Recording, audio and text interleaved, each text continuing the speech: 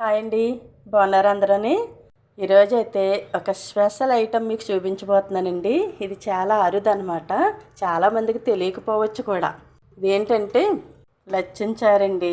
ఎంతమందికి తెలుసు మీకు ఈ పేరు? ఇది లచ్చించారనమాట.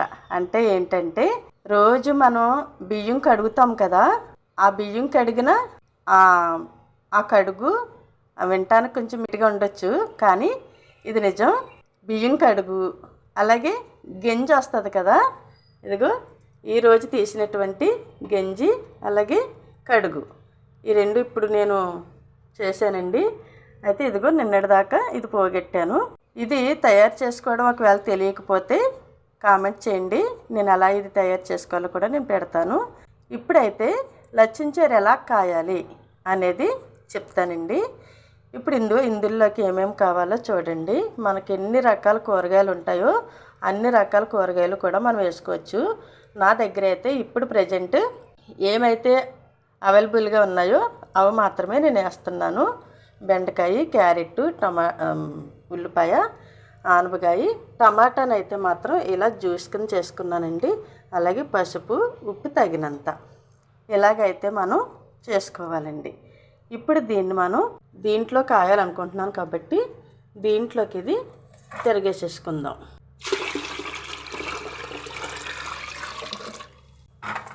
ఇప్పుడు ఇవన్నీ కూడా ఇందులో వేసేసుకుందాం.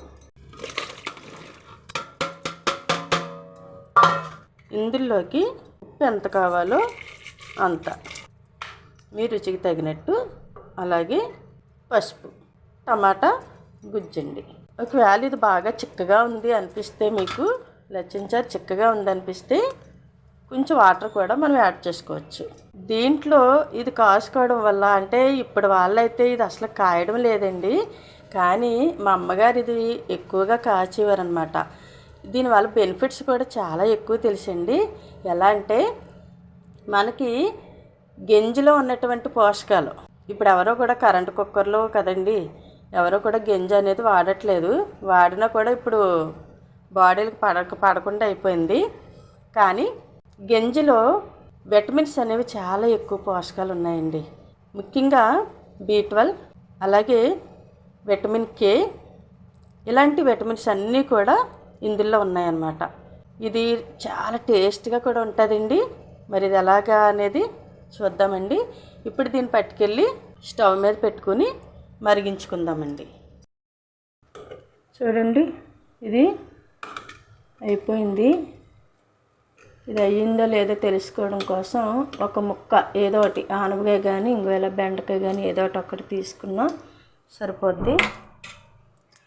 ఇప్పుడు దీన్ని చూసారు కదా, అలా అంటే విడిపోవాలి. ఇప్పుడు ఇది ఉడికిపోయింది, దీన్ని పక్కకు తీసేద్దాం. మూకుడు పెట్టాను, దీంట్లో ఇప్పుడు ఆయిల్ పోసుకుందాం. ఆయిల్ కాగిన తర్వాత ఇందులో తాలింపు సరుకులు ఏంటంటో చూద్దామండి. ఆవాలు, జీలకర్ర, మినపప్పు, పెసరపప్పు, ఎల్లుల్లిపాయలు, అలాగే ఎండుమిర్చి, కరివేపాకు అయితే నా దగ్గర ఫ్రెష్ లేదండి, ఆరబెట్టిన కరివేపాకే ఉంది, అదే వేస్తున్నాను నేను. ఇప్పుడు ఇవన్నీ కూడా ఆయిల్ కాగనిచ్చి ఇవన్నీ కూడా ఇందులో వేసేసుకుందాం. ఇలా వేగిపోయిన తర్వాత దీన్ని స్టవ్ కట్టేసుకుని దీన్ని ఇందులోకి తిరిగేసేద్దాం.